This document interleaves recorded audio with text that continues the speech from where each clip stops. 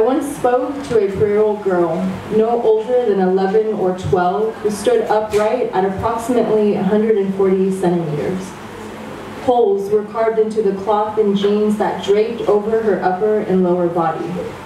At its best, both could be considered drab and used as a cleaning cloth. However, she wore it with such pride and conviction, one would have deemed it fitting for royalty. At a quick glance, there was really nothing special about her. She was dirty all over, decorated with soot and remnants of fragmented leaves and branches.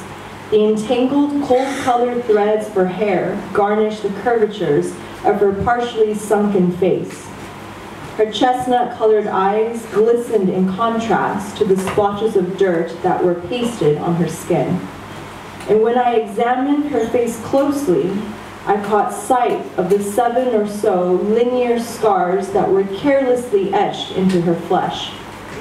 My curiosity begot me.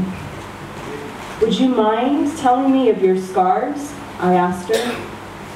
"You mean these battle scars?" she exclaimed with a smirk while pointing at each of the 7 lines. I nodded. "I won these in battle," she belched almost incoherently. "I won these when I defeated the bad man." She stood a little taller than the 140 centimeters. "Who was this bad man? What did he do?" I inquired. "It happened almost 1 year ago.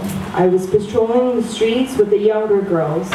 We were maybe 5 or 7 kids, asking people for food or some pocket change. Everything was okay until this man approached one of the smaller girls.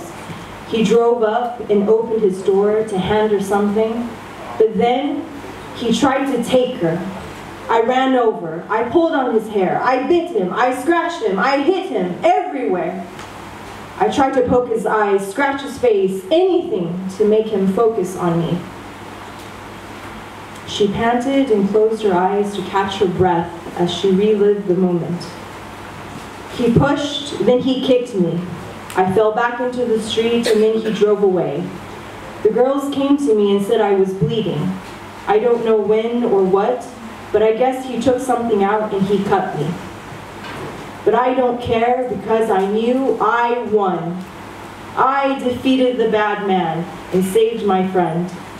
These scars are proof that I, a little girl, am stronger than any man." At that very moment in her presence, I finally discovered 2 unimaginable epiphanies that squashed a piece of my pessimism and cynicism. Humanity is capable of flourishing in a rotting world, and I too must have the courage to accept and embrace my wounds and scars.